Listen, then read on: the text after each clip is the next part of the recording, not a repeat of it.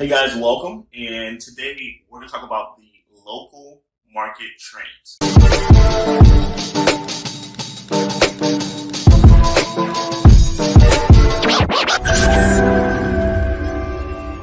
These are trends that take place in every single real estate market, especially throughout the United States.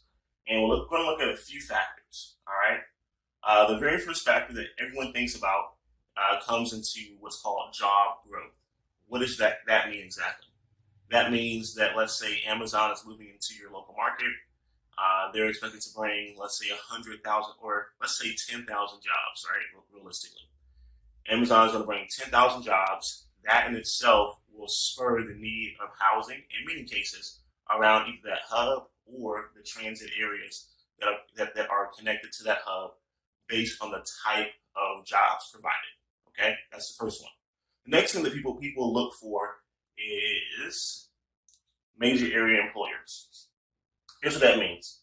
From time to time, you will have employers who may account for, let's say, 40% of the workforce or 80% of the workforce. I'll give you a great example, okay? We all know about the great city of Detroit and how Detroit, for example, may have had a large amount of their employee base were employed through, let's say, General Motors, right, as an example, or Ford. So with that type of industry having majority of the job force or the labor force, it meant that when there were changes, right, the next thing we talk about government policy and plans, if or when there are changes with government policies, like a bankruptcy or like the marijuana industry in Denver, Colorado, or in Colorado, right? There could be an influx or increase or decrease when it comes to that employer, right? So that means they may lay people off, or maybe they could increase in hiring. However, if you are too dependent on one employer or one industry, that could hurt you in the long run. All right. So we touched on the change in government policy and plans. Let's talk about immigration growth. All right. Now, immigration growth means more than just people who are not from the United States moving in. That's an important factor, right? We want people to move in to come to the United States. That's something that we do want to happen. All right. That benefits our economy and it benefits our pool of citizens. So that's a good thing. What we also can look at too are people that migrate. Let's say you currently live in California. This happens a lot in the Midwest. You live in California, and actually you want to go ahead and move into the, let's say, the Indianapolis or the Chicago market, right? We have seen that a lot with investors. That does happen, all right? So that is a factor. And that what that can do is that can change the pricing for a lot of assets, especially investment property, because sometimes people from higher price markets like a Seattle or a Los Angeles, they're used to basically overpaying for less return. And when they see opportunities in the Midwest or in maybe some of the southern regions where they're able to get a higher return for less of an investment, they go bonkers, right? They're super excited. Change in housing programs. So this is a really big one. We use a lot of veteran housing for our programs that we prefer, but this could also be Section 8. This could be helping those with disabilities. This could be some type of relationship with Medicare and Medicaid, which are still great programs, especially for housing. Okay, and I'm going to give you guys two for bonuses that aren't on here. The next one will be that of the activity for construction.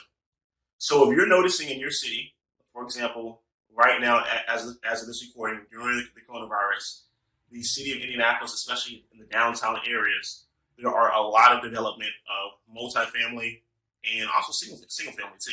So they're building a lot more. They're trying to add more new product to the market. What does that mean for those of us who own investment property in the area? Well, that means we have to compete when it comes to leasing our areas with some of the newer amenities. That means that we may have to become more price sensitive on what we negotiate as far as a lease, right? That's if you're not using certain programs, obviously. But what that also means that in the long run, we may have an oversupply. And whenever you have an oversupply, basic supply and demand for economics, that can mean that the pricing will have an impact, and that price may go down for that same quality of building or asset. Okay. And the second bonus we want to give you guys is when it comes to foreclosure rates, right? The change in foreclosure rates. Now, foreclosure rates are super important to know and monitor. It's a little more difficult during the coronavirus, right? Because we have a moratorium. CDC has stepped in, the government has stepped in, et cetera, et cetera. And but I believe with any basic supply and demand, as foreclosures rise and as those filings come in and they're placed on maybe sheriff sales, that if there's an abundance of sheriff sales taking place, right, or an abundance of properties at the sheriff sales, then what that would mean for us is that means that there's a higher quantity at a lower price, which will in fact normally lessen the price for the houses. When it comes to the multifamily, because it's commercial, and you may have some comparables where it's price per unit, right, where it's lower. But ultimately, the multifamily should be good as far as a value, if you're looking to value that property or that asset based on the revenue that it brings in. So for commercial, for the most part, commercial should be good when it comes to foreclosures. There will be some cases where there'll be like a fire sale, like a domino effect. But ultimately, the valuation of how those things are valued, it should be based off of the income. All right. So real quick, go through these things one more time for local market trends, so that you can be ahead of the game and you know exactly what to do, what to look for. You're going to have one, job growth. Second is going to be your major area employer. Next will be the change in government policy and plans. Okay. Fourth, immigration uptick or downtick. That can also be people moving from state to state, okay, or migrating. Change in housing plans or programs, super important. That's a big factor on where the government, where the economy is hitting to as well. If they see that it's a need for different housing programs. And as the bonuses, we have activity as far as construction, and then last but not least, foreclosures. Okay, having an idea of how many foreclosures are taking place in a certain area. So thank you guys so much for your time, and I hope this adds value to you, and I will chat with you on the next video.